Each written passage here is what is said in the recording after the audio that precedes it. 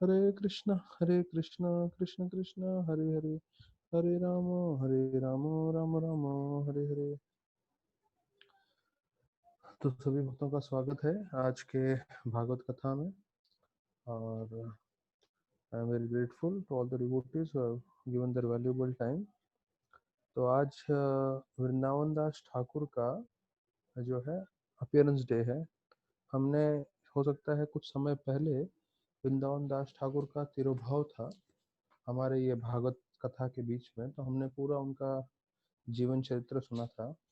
तो in short, जैसे मैंने बताया, उनके अपीयरेंस और डिसिप्लिन के दिन जो है हमें काफ़ी आशीर्वाद मिलता है। तो जैसे हम भागवत की आज चर्चा कर रहे हैं, तो भागवत के लेखक हैं व्यासदेव। तो बोलते हैं व्यासदेव वो ही वृंदावन दास ठाकुर बने। इसलिए जैसे हम श्रीमद् भागवतम पढ़ रहे हैं, उन्होंने जो रचना की उसे बोलते हैं चैतन्य भागवत। और चैतन्य भागवत को फिर बाद में चैतन्य मंगल करके बताया गया। और मंगल इसलिए बोलते हैं क्योंकि वो शुभदा है, बहुत शुभ है। उसको जो भी श्रवण करता है उसके पूरे जीवन में जो है सब ऑस्पिशियस, सब शुभ होने लगता है। और बताया जाता है कैसे उनकी माता, मैं डिटेल में नहीं जाऊंगा, एकदम फास्ट में बताऊंगा कैसे उनकी जो माता थी वृंदावन दास ठाकुर की, नारायणी, वो कृष्ण भगवान के संगी पार्षद हैं, किलिम्बिका, तो उनकी रूप थी। और जब वो छोटे बच्ची थी तब एक बार महाप्रभु ने बताया कि कैसे मैं जो है मुगल अगर हरिनाम करने से हमें रोकेंगे, तो मैं उनके दरबार में जाके उनके मुल्ला लोगों को बोलूँगा कि बुलाओ अपने हाथी और घोड़ों को और जानवरों को, और उनको हरिनाम, अपनी जो आपके भगवान के नाम की शक्ति है, हाँ, उससे आप उनको भाव विभोर करके दिखाओ। तो मुल्ला लोग जब अपने जानवरों को बुलाएंगे, हाथी और घोड़ों को, तो वो उनको भाव विभोर नहीं कर पाएंगे उनके नाम जप से। और फिर मैं जो है हरिनाम करूंगा और अपने हरिनाम की शक्ति से हाथी और घोड़ों को भी मैं हरिनाम में मदमस्त करके वो लोटपोट होने लगेंगे। और सबूत के रूप में उन्होंने जो छोटी सी लड़की थी नारायणी, उसको स्पर्श किया और बोला नाचो करके। तो उसको बस एक और चीज़ बताया जाता है कि उसको महाप्रभु ने जो है अपना महाप्रसाद भी दिया। तो उसी वक्त बताया जाता है वो रोने लग गई और नाचने लग गई और पूरे भाव विभोर हो गई बचपन में ही। जब वो छोटी सी लड़की थी, भांजी थी वो श्रीवास पंडित की, वर्णन आता है। तो ये पूरा बताया जाता है कैसे उनकी माता को पूरी तरह से आशीर्वाद मिला था, कृपा मिला था, और वो माम काछी में रहते थे। और जो है महाप्रभु जब उन्होंने संन्यास लिया उसके 4 साल के बाद जन्म हुए। और चैतन्य महाप्रभु जब उन्होंने लीला समाप्त की तब वृंदावन दास ठाकुर 20 साल के थे। और उनका दीक्षा जो है नित्यानंद प्रभु से हुआ, और नित्यानंद प्रभु के वो आखिरी शिष्य थे।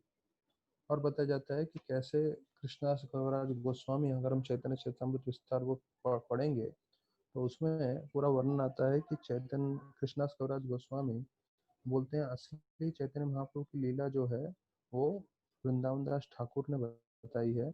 मैं तो क्या कर रहा हूँ, कुछ अवशेष, कुछ जो लीलाएं उन्होंने नहीं बताई है वो बता रहा हूँ। और कहीं कहीं जगह महाप्रभु की लीलाओं के बारे में कृष्णदास कविराज गोस्वामी बोल रहे हैं कि ये सब विस्तार पूर्वक जो है चैतन्य भागवत में लिखा हुआ है वृंदावन दास ठाकुर द्वारा। तो आप उसे पढ़िए। तो हम चैतन्य चरितमृत ही देख सकते हैं, आदि मध्य और अंत इतना विस्तार पूर्वक है। और उसमें स्पेशली आदि के जो पहले चैप्टर्स हैं वो बहुत ही फिलोसफिकल हैं। जो है पूरा उसमें बताया गया है गुरु कौन है, क्या है, सब विस्तार पूर्वक बताया है। तो चैतन्य चरितमृत इतना जो है कृष्णदास कविराज गोस्वामी ने अपने जो है 90 साल की उम्र में लिखा था। और उसमें उन्होंने पूरा विस्तार पूर्वक महाप्रभु की लीला बताया। वो खुद जो है पूरी तरह से वृंदावन दास ठाकुर की गुणगान कर रहे हैं, वृंदावन दास ठाकुर को जो है उनका जो है उसको प्रणाम करके उनका आशीर्वाद लेते हुए पूरा ये लिख रहे हैं चैतन्य चैतामृत। और प्रभुपाद भी लिखते हैं कि वृंदावन दास ठाकुर को मैं कोटि कोटि प्रणाम कर रहा हूँ। उनके कारण हम जो है चैतन्य महाप्रभु की लीला समझ पा रहे हैं, और उनके कारण आज हम जो है भागवत भी चर्चा कर रहे हैं। तो हम लोग का जो है सौभाग्य है कि हम ऐसे महान आचार्य जो हैं, जो मामगाछी पे जो है उनका जगह है, स्थान है। आज भी आप चैतन्य महाप्रभु की जगह जो मायापुर है उधर जाएंगे तो मायापुर से बताया जाता है, नवदीप घाट से अगर आप बोट पकड़ेंगे तो आपको मामगाछी लेके जाते हैं, और वहाँ वृंदावन दास ठाकुर का जो है मंदिर है, और वहाँ पे जहाँ पे वो रहते थे अपनी माता नारायणी के साथ, और उन्होंने जहाँ पे सब रचना की शास्त्रों का। तो हम मन ही मन जो है कुछ सेकंड के लिए प्रार्थना करेंगे वृंदावन दास ठाकुर से कि जैसे उन्होंने भागवत की रचना की, वैसे हम भी भगवान के दिए गए शास्त्र गीता भागवतम चैतन्य चरितामृत चैतन्य भागवत अच्छे से पढ़ सकें, अपने जीवन में उतार सकें, अपने जीवन में पूरी तरह से बदलाव ला सकें, और उससे हम गुरु को वैष्णव को सबको प्रसन्न कर सकें, और फिर भगवान की इच्छा अनुसार हम जितना हो सके प्रचार कर सकें, लोगों को भक्ति से जोड़ सकें। तो ये वृंदावन दास ठाकुर का थोड़ा चर्चा हो गया। एक अभी हम सीधा भागवतम में आ जाते हैं। भागवतम में हमने कल जो है 12 श्लोकों तक चर्चा किया है तीसरे अध्याय में, और हमने देखा कैसे कैसे देवताओं की पूजा करते हैं लोग अलग अलग इच्छा की पूर्ति के लिए, और यहाँ तक कि लोग काला जादू टोना वगैरह वगैरह भी ऐसा करते हैं। वो तो देवताओं की पूजा में नहीं आता, वो तमोगुण में आता है, पर कई लोग उसका भी आश्रय लेते हैं अपनी इच्छाओं की पूर्ति के लिए। पर हमें ये समझना चाहिए जो 10वां श्लोक है वो प्रामाणिक सबसे मुख्य श्लोक है, जिसमें बताया गया है कि आपके सारी इच्छाएं पूर्ति हो सकती हैं अगर आप तीव्रता से भक्ति करो। और तीव्रता का हमने उदाहरण देखा, जैसे सूर्य की किरणें होती हैं, उसको पूरी तरह एकत्रित कर दें तो उससे वो किसी चीज को भी जला सकते हैं। तो वैसे ही तीव्रता से हमें भक्ति करनी है। तो हम कोई भी हो, किसी भी परिस्थिति में हो, लेकिन हमें अपना तीव्रता बढ़ाना चाहिए। मैं आप लोगों को कुछ जो है उदाहरण दे सकता हूँ कैसे जो वरिष्ठ भक्त हैं उनकी तीव्र भक्ति कैसे होती है। जैसे अगर आप माने आज गौरव को सब जानते हैं, क्या है, डायरेक्टली मेरे शिक्षा गुरु रह चुके हैं, तो मुझे मालूम है उन्होंने तकरीबन तकरीबन 14 साल पूरा एकादशी उन्होंने निर्जल किया है। तो सोच सकते हैं अगर 14 साल पूरा साल भर के जितने भी 24 एकादशी आते हैं सारे निर्जल, हाँ एक बूंद पानी भी नहीं पिया, और उसके बाद 14 साल के बाद उनका लंग्स इफेक्ट हो गया, फिर उनको रोकने को बोला डॉक्टर ने कि नहीं तो हल्का सा पानी पियेंगे, या अभी भी मालूम नहीं अभी क्या फ्रूट्स खाते होंगे या क्या करते होंगे, पर एकदम हल्का लेके अभी भी तपस्या करते हैं वो। भक्ति रसामृत महाराज को देखेंगे तो जब वो राधा गोपीनाथ मंदिर में थे और प्रचार करते थे तो आईआईटी जाते थे प्रीचिंग करने के लिए, और रात को आते थे 2 बजे प्रीचिंग करके, और 2 बजे नहा धो के बैठ जाते थे जपा करने के लिए। और दूसरे भक्तगण बोलते थे भक्ति रसामृत महाराज को, उस वक्त देवामृत प्रभु थे, कि अरे महाराज अभी आप जप कर रहे हैं, आप सो जाइए ना। तो बोलते हैं अरे मैं सो जाऊंगा तो हो सकता है मैं मंगल आरती के लिए नहीं उठ पाऊँ, तो मेरे को सोना नहीं है, और जप करने बैठते थे और ऐसे रात भर जागते थे। तो कई बार ऐसा होता था कि 2-2 3-3 दिन हो जाता था वो जो है सो ही नहीं पाते थे। फिर दिन में वो कहीं पे एक जगह पे पेपर लिख देते थे प्लीज डू नॉट डिस्टर्ब, और फिर एक 6 घंटे के लिए डायरेक्ट दिन में सोते थे वो। 2-3 दिन होने के बाद मतलब पूरा 3 रात तक सोते ही नहीं थे, 3 दिन 3 रात तक। और वही राधानाथ महाराज का है। राधानाथ महाराज के साथ जैसे मैं बताता हूँ 64 राउंड्स करता था मैं, तो महाराज बिना बैक सपोर्ट के, आपको मालूम है आज भी महाराज बैठते हैं तो उनका पीठ कैसा सीधा रहता है, हाँ? तो पूरा पीठ सीधा करके तकरीबन तकरीबन 5 बजे से लेके 12:30 1 बजे तक 64 राउंड चलता था। तो पूरा 1 बजे तक महाराज हमारे साथ बैठते थे, और ना पानी पीते थे ना ऐसे उठते थे। तो अगर किसी को मतलब तपस्या करना है तो देखो ट्राई कर सकते हैं सब लोग, 64 राउंड्स एक ही जगह पे बैठ के करने की कोशिश करिए, हाँ? और महाराज भी बिल्कुल ऐसे, ये तो एक बार है, वैसे तो महाराज जब से उनको महामंत्र मिला है तब से रेगुलरली 64 कर रहे थे। और जैसे मैंने बताया मैं महाराज के साथ जब पर्सनली कई दिनों तक घूम रहा था सेवा के लिए, तो महाराज का आदत है ब्रेकफास्ट लेते ही नहीं है महाराज। तो व्रत चंद्र प्रभु महाराज के कमरे में केला, एप्पल, ऐसा कुछ फ्रूट रख लेते हैं। तो महाराज सिर्फ ब्रेकफास्ट में एक आध केला खा लेंगे, एक आध एप्पल खा लेंगे, बस हो गया उनका। तो जो सुबह का समय है, महाराज निकलते नहीं है कमरे से बाहर।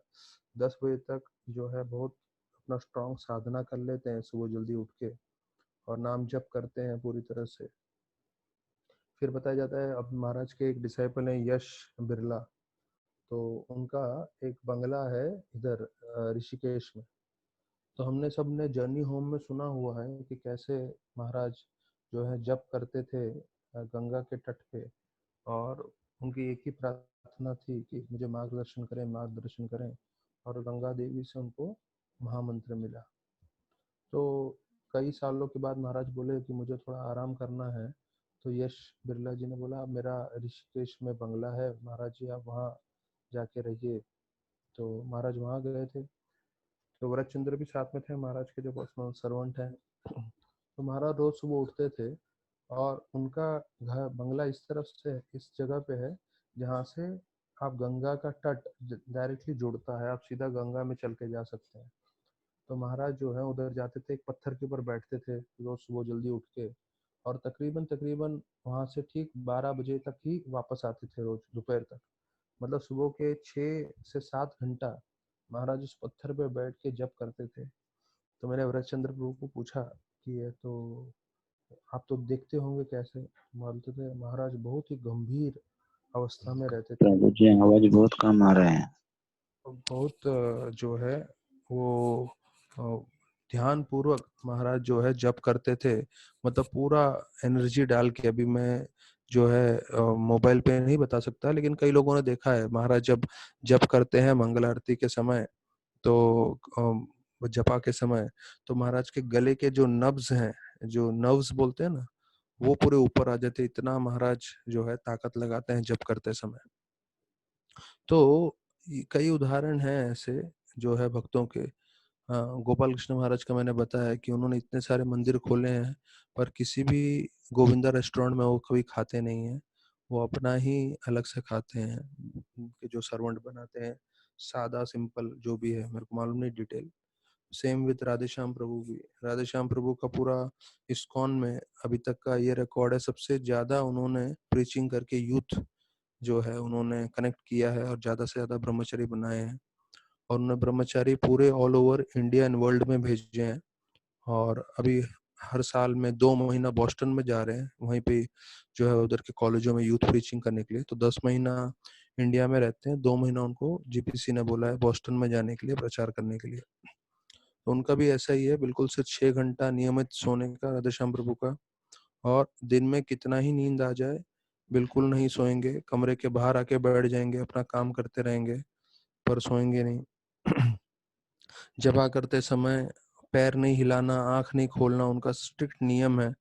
जो 16 माला करते समय एक ही जगह बैठ के बिना पैर हिलाए, हम लोग जब पाल्टी मार के बैठते ना, तो एक बार बैठ गए, फिर हिलाना नहीं है पैर, आंख भी नहीं खोलना है। और ऐसे करके पूरा 16 माला खत्म करेंगे। तो तीव्र भक्ति जिन्होंने की है, अभी हम इतने थोड़े सब भक्तों का संग हमें मिल रहा है, तो हम लोग देख रहे हैं कैसे है तीव्र भक्ति करने का उनका शक्ति। तो अभी भी राधानाथ महाराज बताया जाता है, गौर गोविंद महाराज ने बीबी गोविंद महाराज ने निरंजन महाराज को पूछा कहाँ है राधानाथ महाराज, तो बोले वो लास्ट फ्लाइट पकड़ ली है इंडिया से और अमेरिका में आ गए, और किसी भक्त ने उनको कमरा दिया हुआ है, फ्लैट। तो महाराज वहीं पे अकेले रह रहे हैं इस फ्लैट में, जैसे हम लोग लॉकडाउन में हैं, वो भी लॉकडाउन में है। और महाराज खुद का घर का खुद रोज क्लीनिंग कर रहे हैं, और महाराज खुद अपना खाना रोज बना रहे हैं, और महाराज बहुत खुश हैं। तो महाराज बहुत आराम से हैं वहाँ पे। और पूरी तरह से महाराज अभी जितना हम लोग परसों लेक्चर आया था संडे को, तो महाराज अपना प्रचार वचर का पूरा कार्य कर रहे हैं। और क्योंकि जीबीसी हैं तो पूरे दुनिया भर का लोड तो है ही उनके ऊपर, तो वो भी पूरा संभाल रहे हैं, सेवा कर रहे हैं। तो मतलब हम लोग पे है कि हमें कैसे तीव्रता से भक्ति करनी है। तो एक चीज है, अगर हम दिल लगा के पूरी क्षमता अनुसार भक्ति करेंगे, तो अगर हमारे मन में भौतिक इच्छाएं हैं या आध्यात्मिक इच्छाएं हैं या दोनों हैं, तो भगवान इस तरह से मार्गदर्शन करेंगे, इस तरह से हमें कृपा देंगे कि वास्तविक रूप में हम लोग शुद्ध भक्ति की ओर ही आकर्षित हो जाएंगे। कृष्ण कबे आमी भजे मांगे विषय सुख। कृष्ण कह रहे हैं कि कोई मेरी भक्ति करके कोई भौतिक इंद्र तृप्ति मांगता है, मांगे विषय सुख, अमृत छाड़ी विषय मांगा यही बड़ा मूर्ख। कि अमृत छोड़ के वो क्या मांग रहा है, विष मांग रहा है इंद्र भोग का, तो ये तो बड़ा मूर्ख है। तो फिर बोलते हैं आमी ज्ञानी यही मूर्ख्या विषय के दीपा। तो भगवान बोल रहे हैं कि मैं तो ज्ञानी हूँ, ये मूर्ख है, तो मैं थोड़ी उसको विष दूंगा, मतलब इंद्र भोग दूंगा। स्वच्छ अनामृत दिया विषय भुलई पा, तो मैं उसको चनामृत दे के जो है उसका जो है पूरा विष उसको भुला दूंगा। तो उसी प्रकार से हम लोग के जीवन में हमारे मन में बहुत सारी इच्छाएं होंगी, हाँ, भौतिक इच्छाएं आध्यात्मिक इच्छाओं के साथ। तो उन दोनों को पूर्ति करने के लिए हमें जो है पूरी तरह से भक्ति करना चाहिए, और भगवान की कृपा इस तरह से होगी जिससे वो जो है हमारे मन में सारे कलमश जो है वो निकाल देंगे और शुद्ध भक्ति प्रदान करेंगे। तो ये 10वां श्लोक था जो हमने चर्चा किया, तीव्रेन भक्ति योगेन। और फिर बताते हैं तीव्रता भक्ति करने के लिए सबसे मुख्य चीज है हमें भक्तों का संग में रहना चाहिए, भागवतः संगतः। तो भागवत संगतः का मतलब है कि जब भक्तों के संग में रहेंगे तभी हम जो है ध्यान पूर्वक जो है भक्ति कर पाएंगे, तीव्रता से भक्ति कर पाएंगे। तो हमने पहले चैतन्य चरितामृत के श्लोक में सुना है कि भक्ति का मूल जन्म होता है साधु संग से, और फिर उसी साधु संग में रहते हुए कृष्ण प्रेम की प्राप्ति भी करते हैं, और उसके लिए भी मुख्य अंग होता है साधु संग। और फिर कृष्ण प्रेम प्राप्ति होने के पश्चात भी हम साधु के संग में ही रहना पसंद करते हैं। तो भक्ति की शुरुआत में साधु संग लगता है, कृष्ण प्रेम जो सबसे सर्वोत्तम पद्धति है वहां पहुंचने के लिए साधु संग लगता है, और वो प्राप्त होने के बाद भी साधुओं के संग में ही रहना पसंद होता है भक्तों को। तो ये हम लोग ने जो है इसमें श्लोक में सुना था। अब हम 12वें श्लोक में आते हैं, सब साथ में चर्चा कर सकते हैं। ज्ञानम यद अपरिनिवृत्त गुणोर्मिचक्रम आत्म प्रसादौत यत्र गुणेषु असंगः कैवल्य समता पतस्त्व अथ भक्ति योगा को निवृतो हरि कथा सुरतिम न कुर्यात्। तो फिर बताया जाता है कि 12वें श्लोक में कि when even practitioners of the exalted path of ज्ञान eventually take up to भक्ति योगा, तो ज्ञानी जो होते हैं या दूसरे पद्धति वाले होते हैं वो भी वास्तविक रूप में अंत में भक्ति की तरफ ही आकर्षित हो जाते हैं। वो ज्ञान के मार्ग को, देवताओं की पूजा को सब छोड़ के वो कृष्ण की हरि कथा और भगवान की लीलाओं की तरफ आकर्षित हो जाते हैं। तो ये हरि कथा की शक्ति है कि वो सबको आकर्षित कर जाता है, वो भले वो देवताओं की पूजा कर रहे हैं या आप जो है दूसरा मार्ग को पालन कर रहे हैं।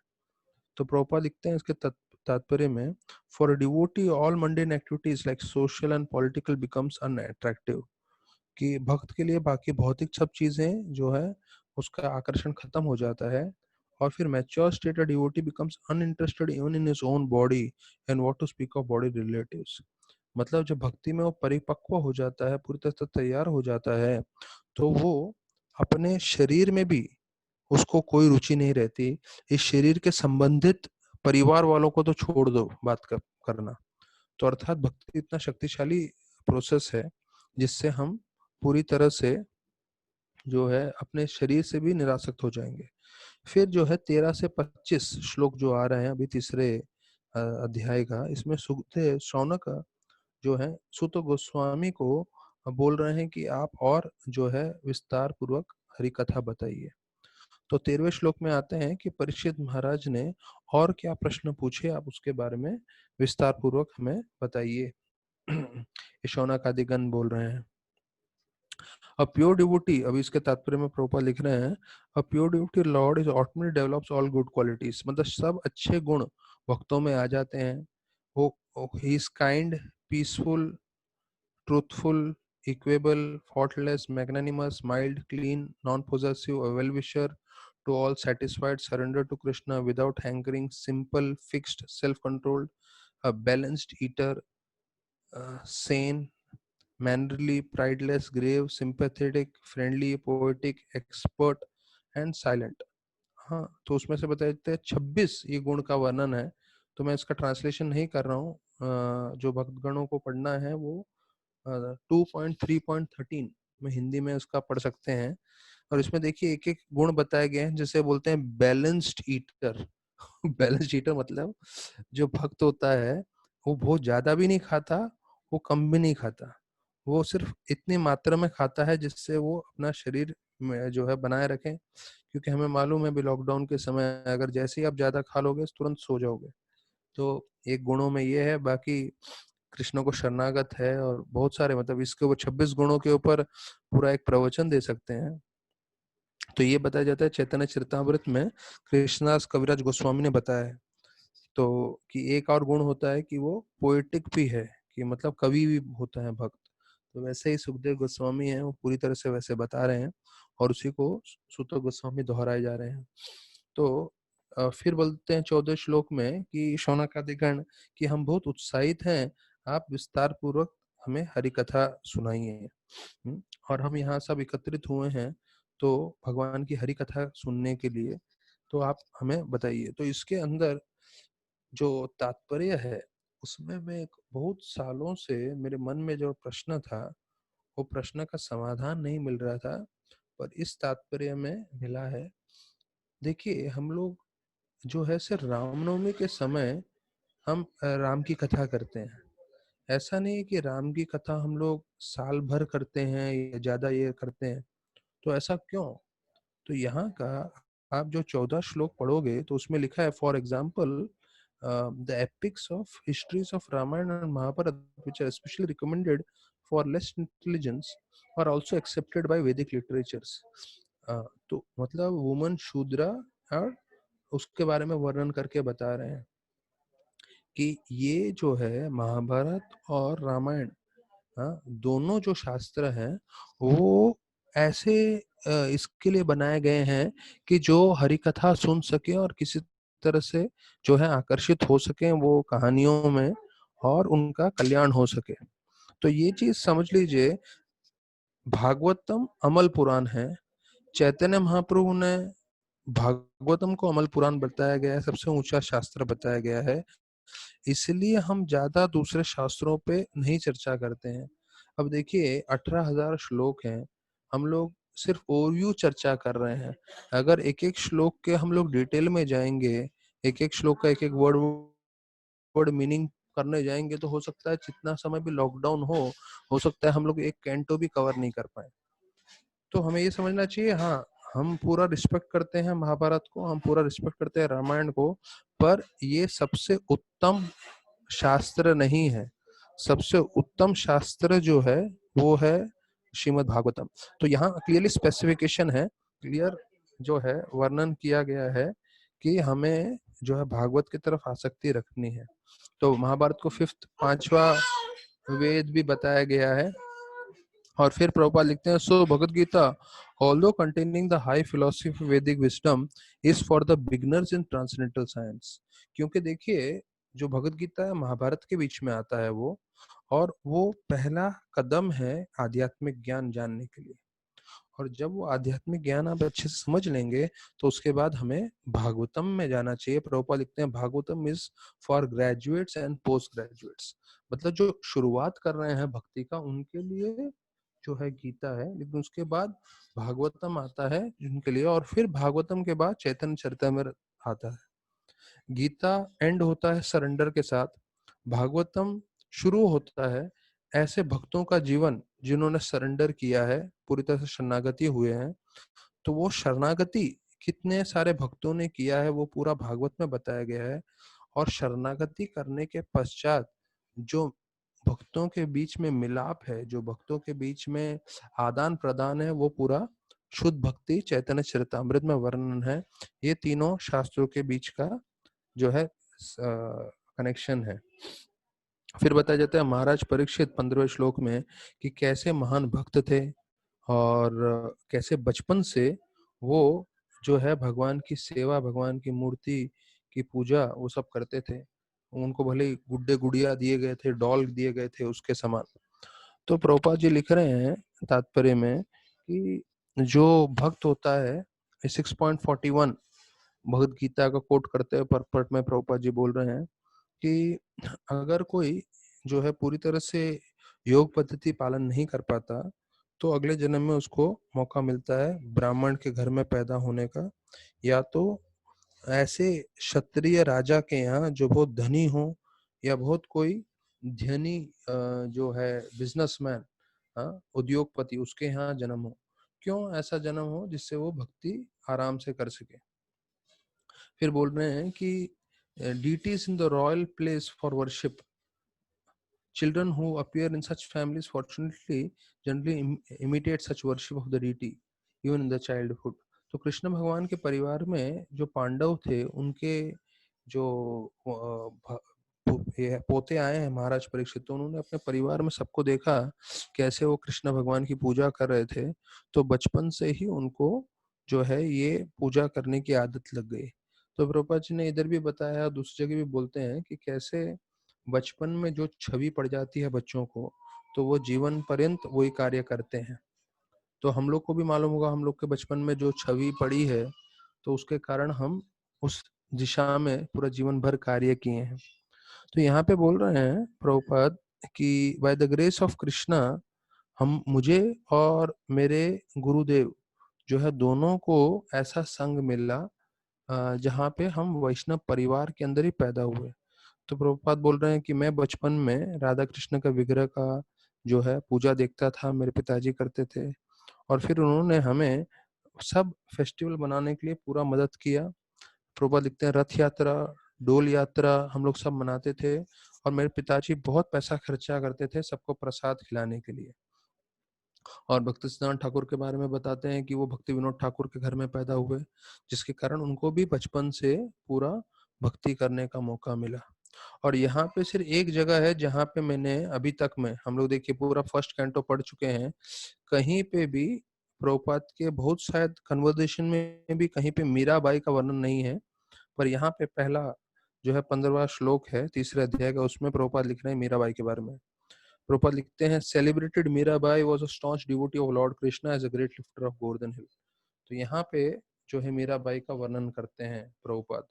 तो प्रभुपाद का एक सरल चीज था कि क्यों हमने ज्यादा मीराबाई के बारे में चर्चा नहीं किया, हाँ, जबकि बाहर की दुनिया तो मीराबाई का बहुत गुणगान मानती है, क्योंकि मीराबाई ने डायरेक्ट कृष्णा को पूजा किया और डायरेक्ट कृष्णा को प्राप्त किया है।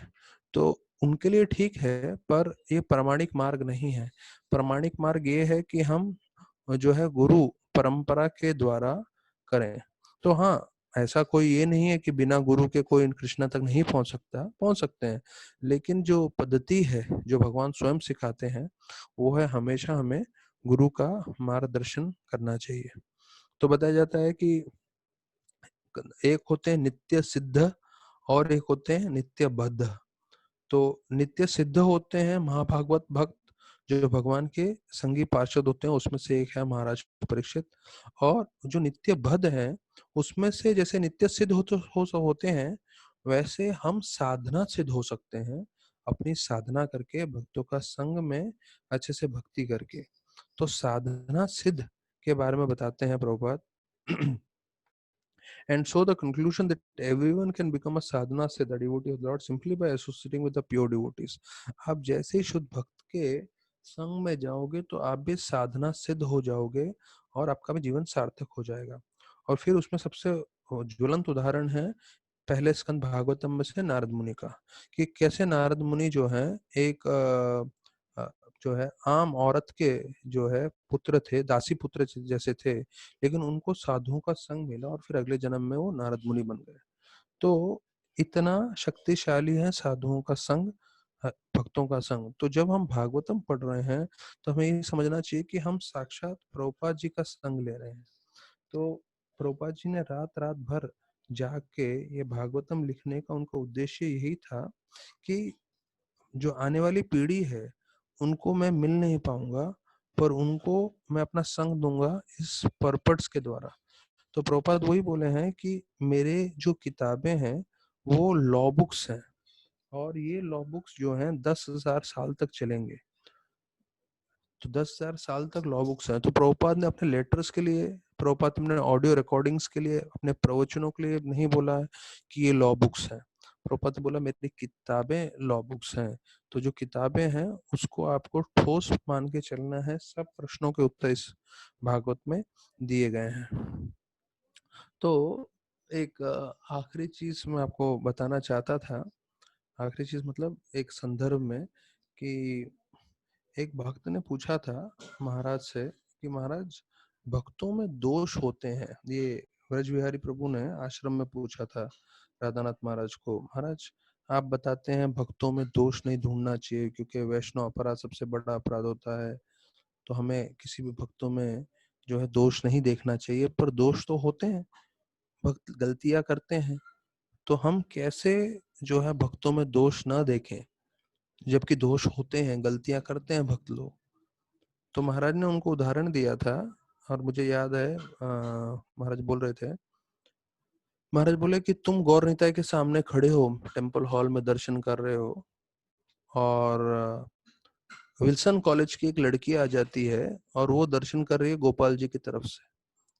और महाराज पूरे विस्तार में बताने लगे कैसे 5.5 फीट की लड़की है, उसने जो है थोड़े छोटे कपड़े पहने हुए हैं और वो एकदम गोरी सी है, बड़े बड़े बाल हैं। और वैसे महाराज विस्तार पूर्वक वर्णन कर रहे ब्रह्मचर्य आश्रम में, और सब ब्रह्मचारी लोग जोर जोर से हंस रहे थे ये सुन के। फिर महाराज बोले ब्रज बिहारी को, महाराज पूछने लगे आप उस लड़की की तरफ देखोगे कि नहीं?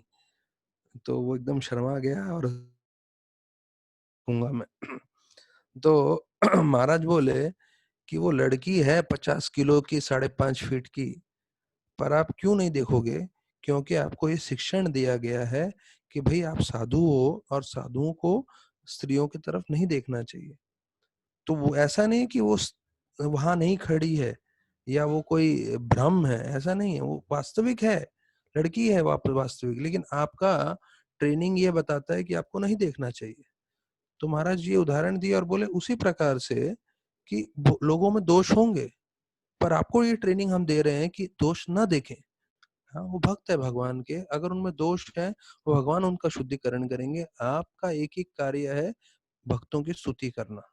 हाँ, किसी में कोई ज्यादा दोष है, कोई आपको परेशान कर रहा है तो हमें ध्यान रखना है, लेकिन जो है हमें फॉल्ट फाइंडिंग जो है, दोष दर्शन हमारा कार्य नहीं है। तो महाराज ये सिखाए थे। तो हमने 15 श्लोक में देखा कि इसे महाराज परीक्षित जो है बचपन से ही विग्रह की सेवा करते थे। हाँ, भगवान के राधा कृष्ण की उन्होंने बचपन से सेवा चालू कर दी थी। अभी 16वें श्लोक में आता है सुखदेव गोस्वामी जो है वो कैसे महान भक्त थे, एंड वो हमेशा जो है पूरा हरि कथा का चर्चा हमेशा करते रहते थे। ये वर्णन किया गया है 16वें श्लोक में। अच्छा, 17वां श्लोक बहुत जरूरी है, जो भक्त इनको कंठस्थ करना चाहते हैं वो कंठस्थ कर सकते हैं। उसका वर्णन आ रहा है, आप लोग सब साथ में चर्चा कर सकते हैं, फिर मैं डिटेल में बताऊंगा। आयुर्हरति वै पुंसाम उद्यानस्तान शयन असो तस्य तत् कृष्ण नीता उत्तम श्लोक वार्तया। हरति वै पुंसाम, ये श्लोक सबसे ज्यादा राधानाथ महाराज ने जो है और प्रभुपाद ने सब लोगों ने कोट किया हुआ है। आयुर्हरति कि आपका आयु हर रहा है क्या? उद्यान आस्थान चयानसो, एक सूर्योदय हो रहा है, एक सूर्यास्त हो रहा है, तो हर रोज एक एक दिन सूर्योदय और सूर्यास्त होते होते क्या हो रहा है? आयुर हरति वही बुमसा, हमारा जीवन जो है वो हर हर लिया जा रहा है, उसको खत्म हो रहा है। लेकिन अब ये बाहर वालों के लिए वर्णन किया गया है, जो अभक्त हैं वो लोग मृत्यु की तरफ आ रहे हैं, एक एक दिन उनका खत्म होते होते वो जो है नजदीक आ रहे हैं मृत्यु का, उनका जीवन समाप्त हो रहा है। पर भक्तों का जीवन ऐसा नहीं है। तस्यर्थ क्षणो नीतो, लेकिन बोलते हैं क्षण मतलब समय, वो जो अपना समय भगवान की कथा सुनने में लगाते हैं, तो वो एक एक दिन जैसे समाप्त हो रहा है वो भगवत धाम की तरफ जा रहे हैं और उनका जीवन सार्थक हो रहा है। उत्तम श्लोक वार्ताया, उत्तम श्लोक का वार्ता है मतलब भगवान कृष्ण का श्लोक का जो वार्ता कर रहे हैं, भगवान की कथा का जो चर्चा कर रहे हैं, ऐसे भक्त जो है हर एक दिन समाप्त होते होते वो भगवान के और नजदीक आ रहे हैं, भगवत धाम के और नजदीक आ रहे हैं। तो भक्त भगवत धाम जा रहा है और कर्मी मृत्यु के नजदीक आ रहा है। आयुर्हरति वै पुंसाम। तो ये श्लोक जो है, जो लोग कंठस्थ करना चाहते हैं वो कंठस्थ भी कर सकते हैं और ये ध्यान रख सकते हैं। इसके श्लोक में ही देखिए संस्कृत में ही स्पष्ट रूप से बताया है, आयुर जो है वो हमारी चुराई जा रही है। उद्यान आस्थान यानोसो कि एक सूर्योदय और एक सूर्यास्त होते होते हमारा जीवन खत्म होते जा रहा है। लेकिन उत्तम श्लोक वार्ता है, अगर हम हरि कथा में लगे होंगे तो हमारा जो है जीवन समाप्त नहीं होगा। हमारा जीवन जो है समाप्त होगा अवश्य रूप से, लेकिन हम सार्थकता प्राप्त करेंगे, भगवत धाम जा सकते हैं। देखिए कितना स्पष्टीकरण से बताया गया है ये चीज।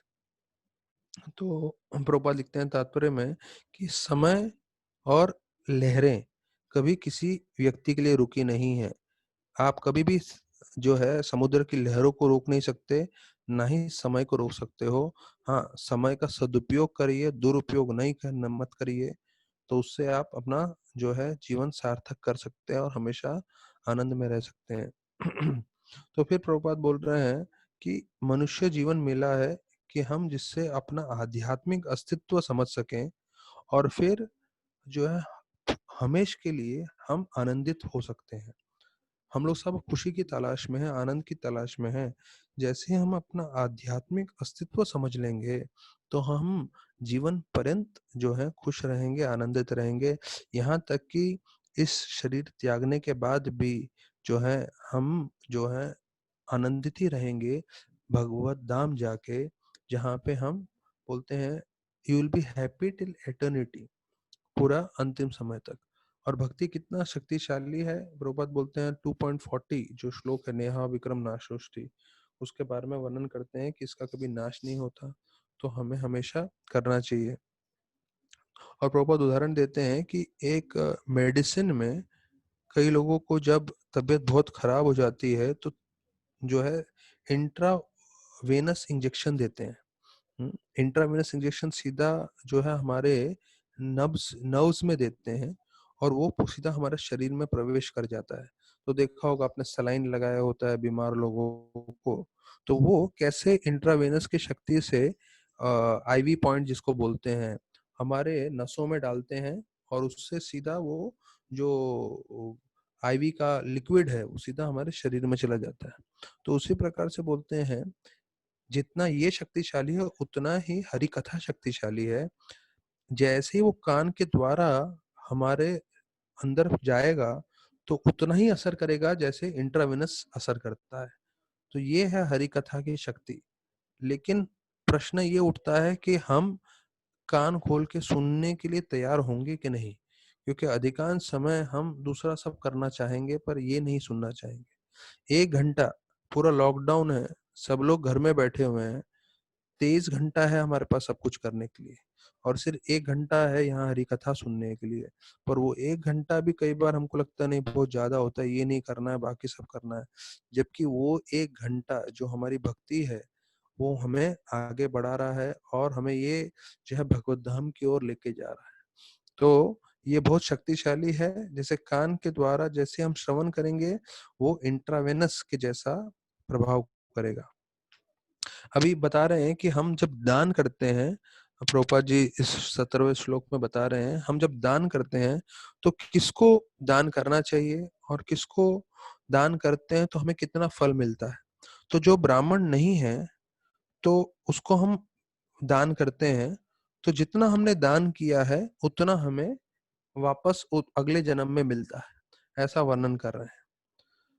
फिर बोलते हैं कि जो हम ब्राह्मण है लेकिन वो पूरी तरह से ज्ञानी नहीं है, सिर्फ आधा ज्ञानी है, हाफ एजुकेटेड ब्राह्मण, तो अगर हम उसको देते हैं धन या चैरिटी देते हैं तो दुगना हमें अगले जीवन में मिलता है।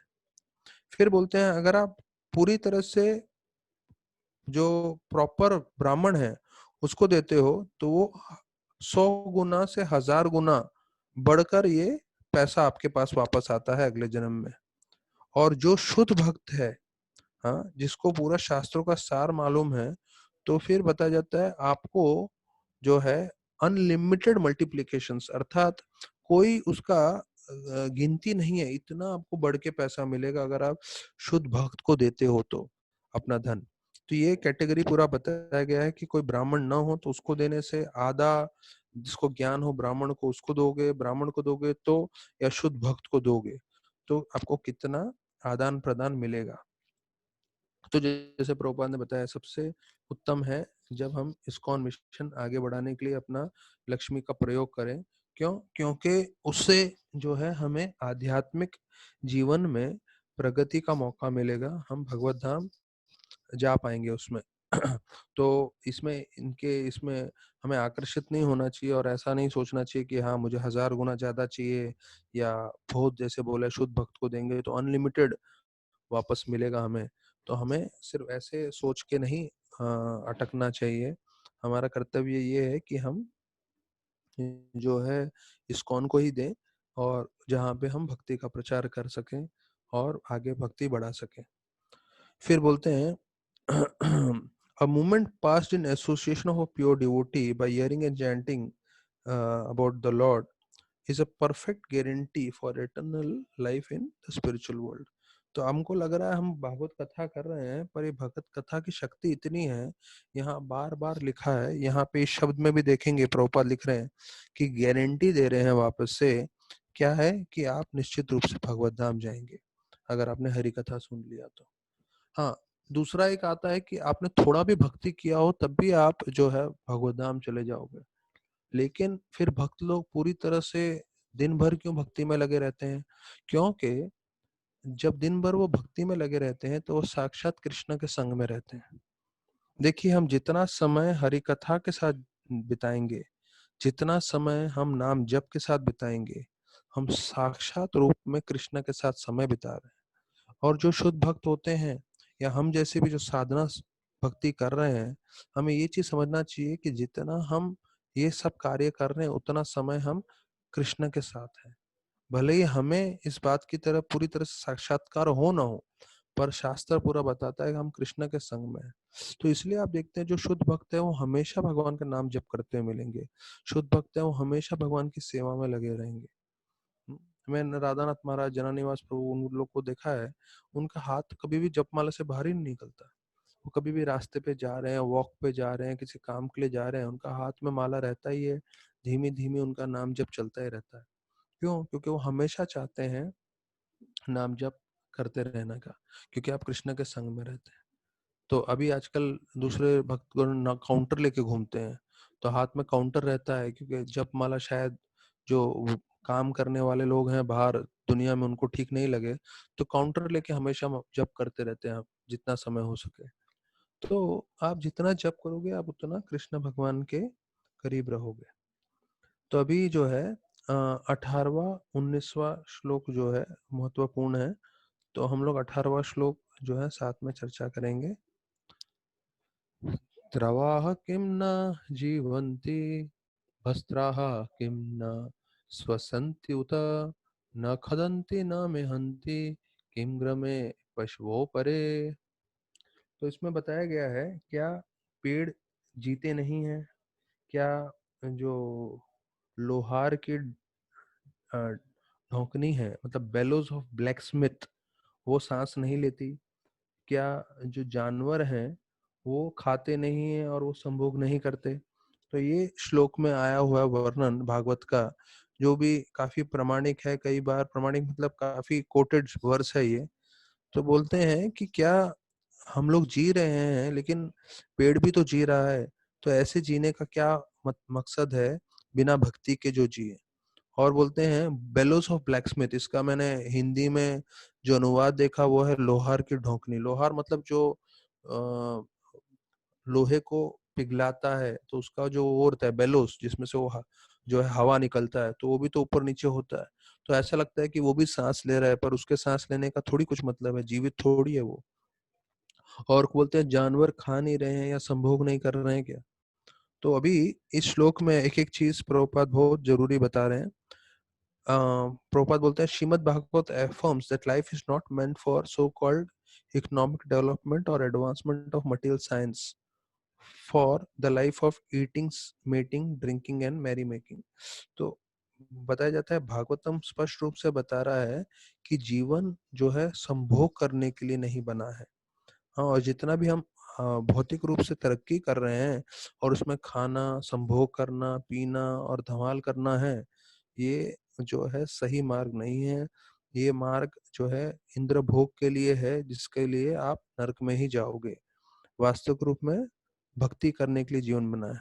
तो वही बोल रहे हैं, जीवन तपस्या के लिए बना है और अपना शुद्धिकरण करके हमें भगवत धाम प्राप्त करने के लिए। बताया जाता है कि पेड़ का वर्णन आ रहा है, तो प्रभुपाद बोल रहे हैं वृंदावन में एक इमली ताल है जो कृष्ण के समय से पेड़ है, जहाँ चैतन्य महाप्रभु भी नीचे बैठ के जप किए थे। तो आज भी हम परिक्रमा मार्ग में जाएंगे तो हमें इमली ताल मिलता है, तो उसी के बारे में वर्णन कर रहे हैं प्रभुपाद कि पेड़ जीते हैं इतने हजारों साल के लिए। बोल रहे हैं कि बॉटनिकल गार्डन कलकत्ता में, वहां पे बरगद के पेड़ है जो 500 साल पुराने हैं। और फिर प्रभुपाद बोल रहे हैं, देखो शंकराचार्य सिर्फ 32 साल जिए, चैतन्य महाप्रभु सिर्फ 48 साल जिए। लेकिन अगर आप उनके सामने इन पेड़ों का जीवन देखेंगे तो 500 साल और इतने इतने हजारों साल के पेड़ हैं।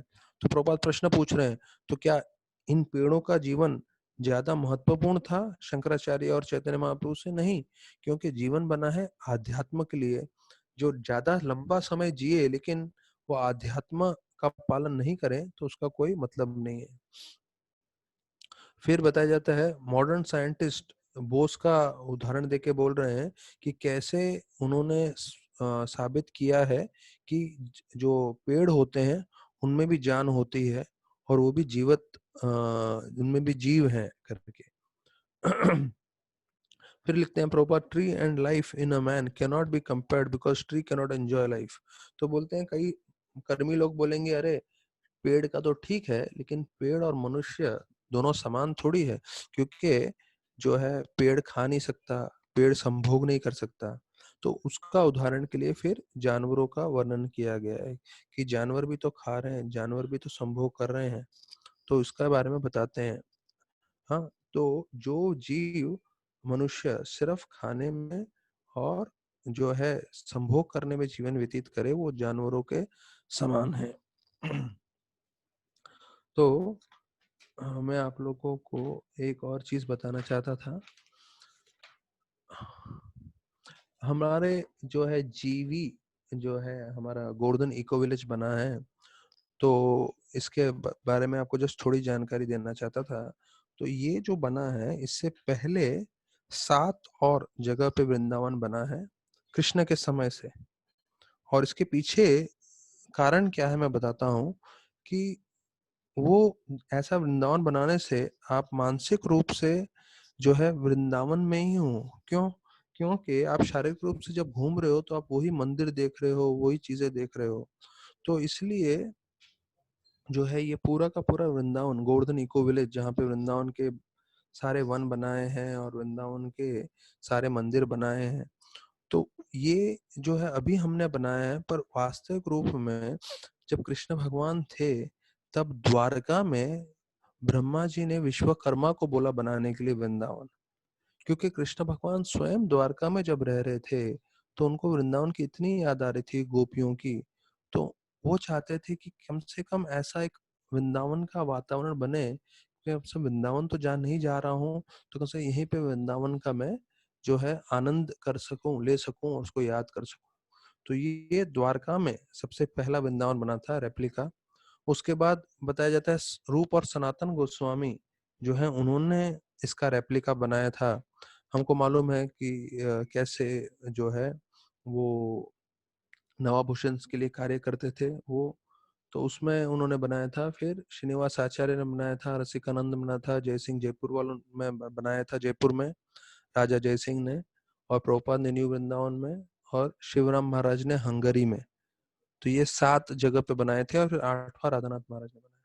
तो मैं महाराज के साथ था जब उधर कंस्ट्रक्शन का काम चल रहा था।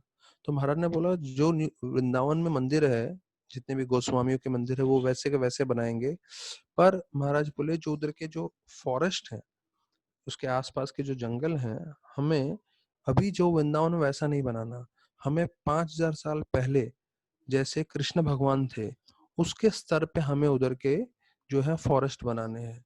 तो अच्छे से अच्छे फूल, अच्छे से अच्छे पौधे, अच्छे से अच्छे पेड़ लगाने हैं, जिससे लोगों को वास्तविक लगे कि हम वृंदावन में आए हैं। और उस वृंदावन के बीच में ये गोस्वामियों के मंदिर होने चाहिए। और महाराज खुद जो है उन्होंने इतना उत्साह पूर्वक जो है किया इस जो है मंदिर का पूरा निर्माण। तो बताया जाता है कि प्रभुपाद की इच्छा थी कि न्यू वृंदावन में वो पूरे 6 गोस्वामियों के जो है मंदिर बनाए। और यहाँ तक कि सारे न्यू वृंदावन के भक्त आते हैं तो बोलते हैं हमारा मन करता है कि हम पूरा का पूरा ये जो जीवी फार्म है उसको उठा के हम वेस्ट वर्जीनिया में लेके जाएं और वहाँ पे ऐसा हम बनाएं करके। तो यहाँ पे जो है महाराज ने जो प्रभुपाद की इच्छा थी उसकी पूर्ति की और यहाँ पे ये बनाया, और उसके कारण इतने सारे भक्तगण पूरे विश्व से आकर्षित हो रहे हैं। और वो लोग यहाँ पे जो है पूरा उनको ऐसा अनुभव हो रहा है कि कितना अच्छा वातावरण है यहाँ पे पूरा वृंदावन का। यहाँ तक कि इंद्रदुम्न महाराज जो है वो अपना 1 महीने का आराम के लिए यहाँ पर आए न्यू अपने जीवी गोवर्धन इको विलेज में। और हमें इंद्रदुम्न महाराज बता रहे थे ब्रह्मचर्य क्लास में कि कैसे उनके मन में था कि अभी 1 महीना मैं यहाँ आराम करने आया हूँ, तो 1 महीना मैं रोज जो है ज्यादा से ज्यादा माला करूंगा। उनके एक नरसिंह देव के विग्रह हैं, उनकी वो पूजा करते हैं, तो मैंने अपने विग्रह की मैं पूजा करूंगा और जो है ज्यादा से ज्यादा मैं भागवत पढ़ूंगा और ऐसे मैं अपना पूरा दिन भर का अपना कार्यक्रम करूंगा, ऐसे सोच के बैठे थे महाराज। और बोलते हैं जैसे ही सुबह उठ के वो कुछ कार्य करने लगते थे, सुबह सुबह 6 बजे में राधानाथ महाराज उनके कमरे में पहुंच जाते थे और बोलते थे महाराज चलिए हम लोग थोड़ा वॉक के लिए जाते हैं साथ में। और ऐसा बोल के राधानाथ महाराज रोज सुबह को जो है निरंजन महाराज को अपने साथ ले जाते थे। और निरंजन महाराज और राधानाथ महाराज जो सुबह 6 बजे निकलते थे, दिन भर साथ में जपा करते थे, दिन भर साथ में चर्चा करते थे। अपने दोनों के जो दोनों सन्यासी हैं राधानाथ महाराज और इंद्रदुम्न महाराज, दोनों अपने प्रचार के कार्यों के बारे में चर्चा करते थे। फिर दोनों साथ में बैठ के शास्त्र पढ़ते थे। ऐसे करते करते दोपहर को जो है महाराज बोलते थे आप मेरे साथ ही भोजन लीजिए, और दोनों साथ में लंच लेके फिर अलग होते थे। तो जब इंद्रदुम्न महाराज प्रवचन दे रहे थे हम लोग को क्लास में, तो बोल रहे थे कि मैंने जो शेड्यूल बनाया था मेरा पूरा शेड्यूल डिस्टर्ब हो गया। मैं सोच रहा था मैं डीटी वर्शिप करूंगा, भागवत पढ़ूंगा, ज्यादा जप करूंगा, लेकिन राधानाथ महाराज रोज सुबह आते थे, मेरे को लेके जाते थे। तो देखिए राधानाथ महाराज बता रहे थे कि कैसे हमें अपने भक्तों का संग लेना चाहिए। हाँ, जो हमारे इक्वल है, हमारे समान है, उनसे मित्रता कैसे बनानी चाहिए, दोस्ती कैसे बनानी चाहिए। महाराज के इतने हजारों हजारों शिष्य हैं, लेकिन जब कोई उनके स्तर का भक्त आता है, उनके जैसा सन्यासी, महाराज उनके साथ 6-6 घंटा रोज संग ले रहे थे, जिससे उनको जो है उनकी दोस्ती हो, उनकी मित्रता हो। ये महाराज खुद सिखा रहे हैं हम लोग को कि कैसे हमें अपने भक्तों का संग लेना चाहिए, कितना जरूरी है ये। और महाराज बता रहे थे इंद्रदुम्न महाराज, मुझे बहुत अच्छा लगा कि मेरे को किडनैप कर लिया गया मेरे प्रोग्राम और शेड्यूल में से। तो महाराज बोले थे मेरी बार बार इच्छा है कि अब भविष्य में भी मैं आऊं और मुझे राधानाथ महाराज से किडनैप कर लें, मेरा प्रोग्राम पूरा बिगाड़ दें और मेरे को अपने साथ ले जाएं हरि कथा के लिए। तो ये चीज बहुत मुख्य है, हमें जानना चाहिए कि हमें भी अपने भक्तों का संग उतना सीरियसली करना चाहिए। तो ये सब वृंदावन के मंदिरों का मैंने आपको वर्णन दिया है। और विशेष रूप से जो मदन मोहन मंदिर है, तो उसका जो स्थापना हुई, तो करौली से पुजारी ब्राह्मणों को बुलाया था। पुजारी को जो मदन मोहन मंदिर की सेवा करते हैं वो ही पुजारी आए थे। और बोलते हैं वो करौली कभी छोड़ के गए नहीं है, सिर्फ एक बार छोड़ के गए थे कुछ कारणवश, उसके बाद वो कभी मदन मोहन की सेवा छोड़कर जाते नहीं है। पर खास रिक्वेस्ट किया गया भक्तों के द्वारा कि हम लोग मदन मोहन विग्रह का ही स्थापना कर रहे हैं। तो जो मदन मोहन के ओरिजिनल पुजारी हैं वो लोग आए थे और उन्होंने पूरा जीवन पर्यंत मदन मोहन जी की सेवा किया है करौली में। तो जब मदन मोहन जी को यहाँ पे स्थापना किया गया तो वो इतने प्रसन्न हुए, इतने प्रसन्न हुए।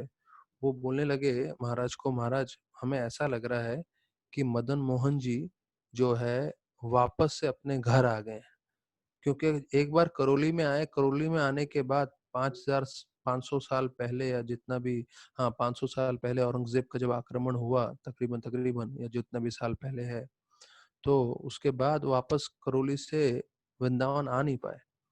तो जब राधानाथ महाराज ने मदन मोहन मंदिर बड़ा वाला बनाया और उसमें मदन मोहन जी का विग्रह को रखा, तो बोल रहे हैं अभी हमें लग रहा है कि मदन मोहन जी जो है वापस आए हैं, हाँ, करौली से वृंदावन में। और देखिए, सनातन गोस्वामी ने मदन मोहन मंदिर बनवाया था और उसके आगे फिर बताया था जीव गोस्वामी के निर्देशन में पूरा मंदिर बना शायद। तो उसके बाद मदन मोहन तो एक ही भक्त ने बनाया है सनातन गोस्वामी जीव गोस्वामी के बाद, वो है राधानाथ महाराज, उनके भक्तों ने। तो महाराज बता रहे थे सनातन गोस्वामी की इतनी कृपा मिलेगी भक्तों को, क्यों? क्योंकि उनके बाद हम लोग ने ही एक मदन मोहन मोहन मंदिर बनाया है उनके जैसा। तो उसके ऊपर बताया जाता है पूरा सोने का कलश लगाया था। तो वो सोने का कलश था ओरिजिनल जब बनाया था, लेकिन जब औरंगजेब का आक्रमण हुआ था तब उन्होंने तोड़ दिया था या चोरी कर लिया था। तो अभी पूरा गोल्ड प्लेटेड है, पूरा सोने का कलश तो नहीं है पर उस पर गोल्ड प्लेटिंग किया हुआ है और वो कलश लगाया है। तो आप लोग फोटोज में भी देख सकते हैं। तो ये वृंदावन का थोड़ा जो है आपको कथा बताया। और मैंने आपको बीच में एक जगह बताया था कि कैसे गोस्वामी इतने वैरागी होते हैं कि वो जो है एक एक पेड़ के नीचे भी नहीं सोते थे, हर बार जो है अलग अलग पेड़ के नीचे आके सोते थे। तो ऐसा नहीं कि फिक्स जगह रहता था उसी पेड़ के नीचे सोना, नहीं, हर बार अलग अलग पेड़ के नीचे जाके सोते थे। तो ये उनका वैराग्य था। तो राधानाथ महाराज भी अपने भक्तों में वैराग्य जो है बहुत अच्छे से सिखाने में जो है एक्सपर्ट है। जैसे मैंने पहले बताया कैसे ट्रेनिंग दिया है। महाराज जन्माष्टमी का प्रवचन देने के बाद जो है 4-5 घंटा प्रवचन दिए, और फिर जब गौराम प्रभु सो रहे थे तो महाराज तो कृष्ण बोले उठाओ उनको, है, तो सोने नहीं दिए उनको। वो बोले तुम क्या जन्माष्टमी के दिन सो रहे हो दोपहर को? तो मतलब महाराज का ये डायरेक्ट नहीं इनडायरेक्ट ट्रेनिंग था कि भाई हमें सोने में समय व्यर्थ नहीं करना चाहिए। और जैसे वो सो के उठे गौरम प्रभु, तो महाराज को बोलने लगे महाराज क्या कृष्ण लीला सुनाई आपने, वाह वाह करके। तो महाराज बोले वो तो ठीक है, मैंने कृष्ण लीला सुनाई, तुम ये महाविष्णु लीला क्यों कर रहे हो सो के? तो बताया जाता है कि महाराज को जो है पूरा चप्पा चप्पा मालूम रहता है। महाराज का जितना भी कंस्ट्रक्शन और ये सब चल रहा है, महाराज अमेरिका में बैठे रहते हैं और अमेरिका में बैठ के महाराज बताएंगे यहाँ ये काम बाकी है, वहाँ वो काम बाकी है। अपने यहाँ के जो आर्किटेक्ट हैं, इंटीरियर्स वाले हैं और ब्रह्मचर्य सब भ्रमित हो जाते हैं, बोलते हैं हमें दिखता नहीं है यहाँ से। फिर महाराज बोलते हैं इस जगह जाओ, इस जगह जाओ, यहाँ देखो ये काम बाकी है। तो अमेरिका में बैठ के महाराज को पूरा याद है क्या क्या काम मंदिर में या जीवी में बाकी है, और वो करवाते रहते हैं फोन पे ही। इतना महाराज का ध्यान है और हम लोग को यहाँ पे सामने सामने दिखता नहीं। तो जैसे मैं सोने की बात कर रहा था, तो एक बार अपने मंदिर में श्रीधर महाराज आ गए।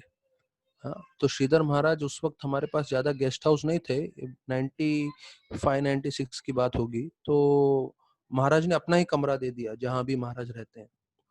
अब हुआ ये गौरव प्रभु रात को लेट प्रोग्राम से आए, वो पिचिंग के लिए जाते थे, तो तकरीबन तकरीबन 11 बजे आते थे। तो 11 बजे जब आए तो उन्होंने देखा उनकी जगह पे कोई सो गया है। तो उनको लगा यार रोज मैं इस जगह पे सोता हूँ, सबको मालूम है मैं इस जगह पे सोता हूँ, कौन है जो मेरे जगह पे जाके सो गया? मतलब अभी आप लोग को शायद ब्रह्मचर्य आश्रम के बारे में मालूम नहीं होगा, पर ब्रह्मचर्य आश्रम में हम लोग जो टेम्पल हॉल है मंदिर का, उसी में सारे ब्रह्मचारी सोते हैं, क्योंकि हमारा मंदिर थोड़ा छोटा है। तो वो टेम्पल हॉल में सोते थे, 95 की बात है, जब तो सबको अपना कमरा मिल गया है। पर जहां पे वो सोए थे वहां पे कोई दूसरे भक्त सो गए थे और पूरा चद्दर डाला हुआ था, दिख भी नहीं रहा था, अंधेरा था। तो गौराम प्रभु एकदम से पूछे कौन है करके, रात के समय कौन मेरे जगह पे सो गया? मतलब जगह था बहुत सारा, आजू बाजू में कहीं भी सो सकते थे, लेकिन उनको लगा मेरे जगह पे कौन सो गया, तो कौन है करके ऐसे उन्होंने थोड़ा मन में उनके प्रश्न आ गया और ऐसा थोड़ा थोड़ा इसमें पूछे कि मेरे जगह पे कौन सो गया। तो आवाज आया राधानाथ स्वामी। तो एकदम हिल गए, बोले अरे बाप रे, महाराज यहाँ पे आके सो गए। तो महाराज श्रीधर महाराज को अपना कमरा दिया और महाराज टेम्पल हॉल में आके सोए। तो आके भी सोए तो महाराज का इतना नजर तेज है, बिल्कुल जो है उनके जो है गौरामपुर के जगह पे जाके सोए। तो गौरामपुर आज भी याद करते हैं इस बात को कि कैसे महाराज हमें शिक्षण दे रहे हैं कि भैया हम वैसे साधु हैं, लेकिन हम अपने जगह को लेके भी आसक्त होते हैं कि हमारी जगह पे कोई और नहीं सोना चाहिए। और महाराज बहुत इन सब चीजों का ध्यान रखते हैं। एक बार मैं रात को सो रहा था आश्रम में, और ऐसी आंख खुली मेरा, मतलब सो के हार्डली 15 मिनट हुआ होगा, आंख खुली तो देखा किसी का चरण है, कोई मेरे चरणों के, मतलब कोई मेरे सर के पास खड़ा है। तो देखा ऊपर, तो देखा राधानाथ स्वामी है। तो मैं वहीं पे लेटे लेटे पूरा उल्टा हो गया, दंडवत प्रणाम किया, खड़ा हुआ, महाराज क्यों खड़े हैं मेरे बाजू में? तो महाराज बोले तुम्हारा मॉस्किटो नेट कहाँ है, मच्छरदानी के बिना क्यों सो रहे हो करके। तो मैं बोला हाँ महाराज अभी लेकर आता हूँ करके, तुरंत भाग गया मैं वहां से और मच्छरदानी लेकर आया और सोया मैं। तो महाराज इतना ध्यान रखते हैं कि एक ब्रह्मचारियों का कि सब मच्छरदानी में रहें, मतलब सब सुरक्षित रहें। तो इसका एक चीज मैं अपने जीवन में ये सीखा कि मच्छरों से बचना चाहिए। क्यों? मच्छरदानी में सोओगे तो मच्छर नहीं काटेंगे, आप बीमार नहीं रहोगे। और उसी प्रकार से अगर हम जो है भगवान का आश्रय लेंगे, अच्छे से जपा करके, अच्छे से भागवतम सुन के, तो हम माया रूपी मच्छरों से भी बच जाएंगे और हमारा जीवन हमेशा अच्छा चलेगा। तो ये कुछ आपको चीजें बतानी थी। अभी हम वापस आ जाते हैं 19वें श्लोक में। तो 18वें श्लोक का एक लिंक आता है 19वें श्लोक के साथ। इसमें बताया क्या पेड़ जीते नहीं हैं, क्या जो है जानवर खाते नहीं है या संभोग नहीं करते। तो एक किसी के मन में प्रश्न होगा, लेकिन बाहर की दुनिया में लाखों लोग जो है इस चीज की गुणगान करते हैं। लाखों लोग बोलते हैं अरे सही है ना, क्या सब एंजॉय कर रहे हैं, सब आनंद भोग रहे हैं। तो उसके संपर्क में जो है 19वां श्लोक आता है, और 19वें श्लोक में बोलते हैं कि क्या ये लोग जो कर रहे हैं वो एक कुत्ते, एक सुअर, एक गधे और एक ऊंट के समान है। और ये सब जो उनकी स्तुति कर रहे हैं, जो उनका गुणगान कर रहे हैं, वो भी कुत्ते, सुअर और ऊंट और गधे के समान है। तो ये श्लोक है, ये मैं अपने तरफ से नहीं बोल रहा हूँ, सुखदेव गोस्वामी ने ये सब जो है उनका वर्णन किया है। तो हम लोग 19वां श्लोक है, सब लोग साथ में चर्चा कर सकते हैं। स्वविद्वरोस्त्र खर्हे संसुस्ता पुरुषा पशु नयत करना पथो पेत जातु नाम गधाग्रज।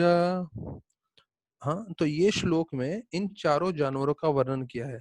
सच animals like people are glorified profusely by only those people who are like, ये चारों जानवर का है। स्व, स्व मतलब कुत्ता, विद विद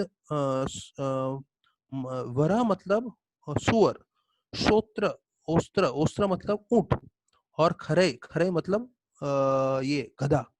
तो इनको जो है इसमें बताया था समस्तुस्त, स्तुति करते हैं कौन? उनके जैसे ही पशु। तो बाहर की दुनिया में जो खुद कुत्ते गधे जैसे होते हैं, वो दूसरे कुत्ते गधों को स्तुति करते हैं। सयत कर्णो पथोपेत मतलब उनका जो है गुणगान करते हैं। Gadagraja lord Krishna delivers from evils. तो इसका अभी प्रभुपाद जी वर्णन करते हैं, इसके तात्पर्य में काफी जोरदार तात्पर्य है। प्रभुपाद ने ऐसे ही सबको गधा, कुत्ता और ये सब नहीं बोला है, इसके पीछे बड़ा मुख्य रहस्य है, हम चर्चा करते हैं। फिर बोलते हैं कुत्ता क्यों बोला गया, पहला कुत्ते का वर्णन आ रहा है। तो बोलते हैं कि आज का जो मॉडर्न एजुकेशन है वो आपको कुत्ते का जैसे बना देता है। क्यों? क्योंकि कुत्ता कैसे एक घर से दूसरा घर रोटी मांगने के लिए जाता है और कभी कभी मार के भगा दिया जाता है। तो आज का व्यक्ति जो है डिग्री लेता है और फिर वो एक ऑफिस से दूसरे ऑफिस कुत्ते के समान जाता है, और वहां के लोग उसको भगा देते हैं ये बोल के नो वैकेंसी, यहाँ नौकरी नहीं है। और फिर बोलते हैं कुत्ता क्या करता है, सिर्फ जो है कुछ रोटी के टुकड़ों के लिए जो है जीवन भर काम करता रहता है अपने मास्टर के लिए। तो उसी प्रकार से बोलते हैं मानव उस कुत्ते के समान बन गया है। पहला ये कुत्ते का वर्णन देते हैं। फिर persons who have no discrimination the matter of footsteps, अब दूसरा आ रहा है। वो वरा बोला है ना, वरा जो है सुअर। तो सुअर क्यों बोला गया है? क्योंकि अगर कोई जो है बिना सोच विचार के किसी भी समय कुछ भी चीज खाता रहेगा खाता रहेगा खाता रहेगा, तो उसको सूअर के समान बोलते हैं, क्योंकि हमें मालूम है सूअर क्या क्या खाता है। सूअर पूरा रास्ते में कचरा वचरा सब कुछ खाता रहता है, इसलिए उसको सूअर के साथ तुलना किया गया है। प्रभुपाद तात्पर्य में एक चीज बोलते हैं जो शायद हम लोग को मालूम नहीं होगा, कि एक ऐसे पत्थर भी आते हैं जो एक तरह के जानवर और पंछी खाते हैं, ऐसे करके तो पत्थर भी खाया जाता है। तो इतना वर्णन तक प्रभुपाद दे रहे हैं। फिर बोलते हैं कि जानवर का खाना, जो जानवर लोग मार के खाते हैं, वो मनुष्य के लिए नहीं बना है। और बताया जाता है मनुष्य को फल सब्जियां और वो सब खानी चाहिए। लेकिन फिर भी दो कैनाइन टीथ, मतलब जो हमारे सामने जो है दांत दिए गए हैं, वो इसलिए है कि कई लोग जो हैं फिर भी मांसाहार खाने की इच्छा करेंगे, तो मांसाहार खाने की इच्छा के लिए उनको ऐसे दो दांत दिए गए हैं। अच्छा, फिर इसके बारे में बताया जाता है,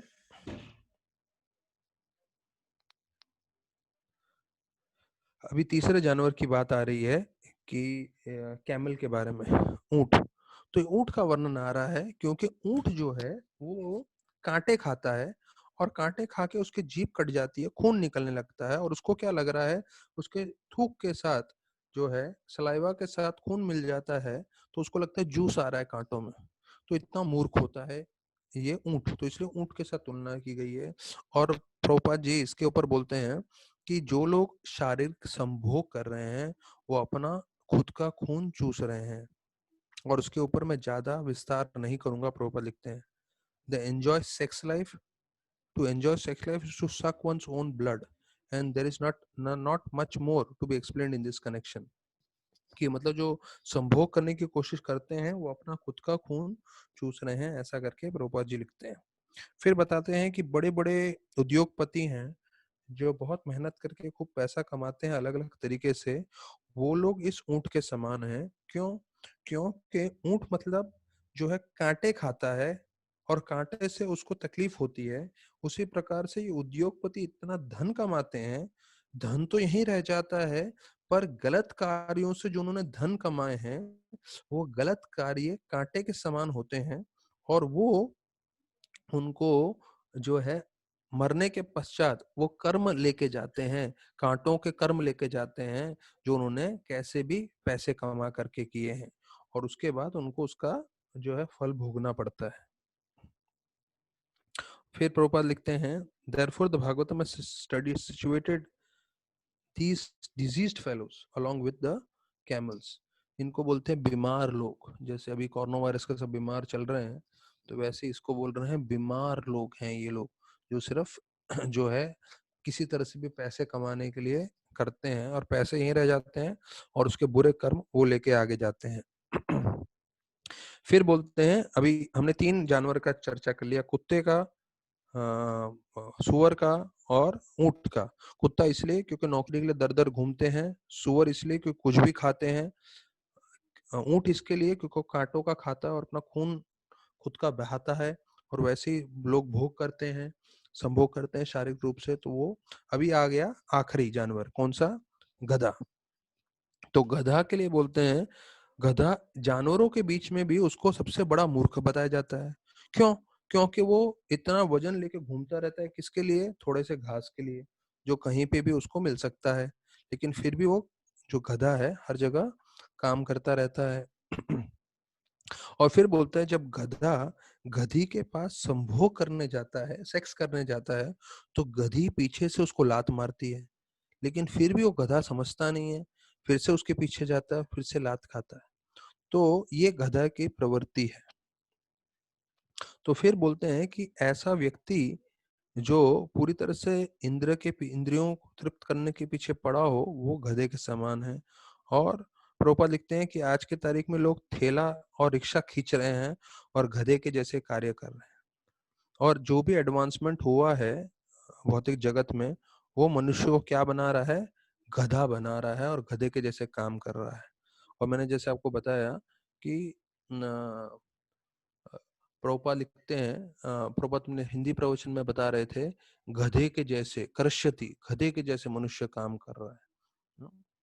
फिर बोलते हैं कि दिन भर जो है आज का मानव जो है काम करता है, मेहनत करता है, और फिर जब रात को संभोग करने जाता है तो उस समय भी उसको जो है इतने सारे मुश्किलों का सामना करना पड़ता है, तकलीफ करना पड़ता है, इसलिए उसको गधे के समान वर्णन किया गया है। अभी 20, 21, 22, 23, 24 श्लोक में हमारे अलग अलग इंद्रियां जो हैं उसका तुलना किया गया है। हाँ, जैसे 20वां श्लोक है तो 20वें श्लोक में जो है हमारे कर्ण रंध्र, हमारे जो कान है, उसके बारे में वर्णन किया गया है कि वो सर्प के जो है घर के समान है, होल्स ऑफ स्नेक्स, उसके समान वर्णन किया गया है। और जीवा को बताया जाता है एक मेंढक का जीवा के समान तुलना की गई है। अब यहाँ से 18 श्लोक से 24 श्लोक तक सब तुलना किया गया है सब चीजों से, कि अगर आप भक्ति न करें तो हमारे जीवन का कोई लक्ष्य नहीं है, कोई फायदा नहीं है। जो कान भी है वो एक सांप के छेद के समान है, सांप जिस घर में रहता है, जिस छेद में रहता है उसके समान है। और जो जीवा है वो एक मेंढक के जीवा के समान है, क्योंकि मेंढक का हमें मालूम है कि जब भी वो क्रॉ क्रॉ क्रॉ क्रॉ करता है सिर्फ सांप को बुलाता है और मृत्यु का कारण होता है। तो वैसे बोलते हैं अगर हम अपनी जीवा को हरि कथा में प्रयोग ना करें तो वो जीवा मेंढक के जीवा के समान है। फिर जो है कर्ण के बारे में बताते हुए बोल रहे हैं, if the year is not engage in the service of the Lord, मतलब भागवतम सुनने के लिए, तो वो फिर जो है कचरा ही सुनेंगे। इसलिए बताया जाता है कि गीता और भागवतम का प्रचार हमें बहुत जोर से करना चाहिए। देखिए प्रभुपाद जी लिख रहे हैं इसमें 20वें श्लोक में, one should preach all over the world about Gita and Bhagavatam very loudly। देखिए पहली बार ऐसा आ रहा है तो इसी श्लोक में दूसरी बार भी आएगा, प्रभुपाद 2 बार बोलेंगे कि हमें जोर से वेरी लाउडली प्रचार करना चाहिए गीता भागवतम का।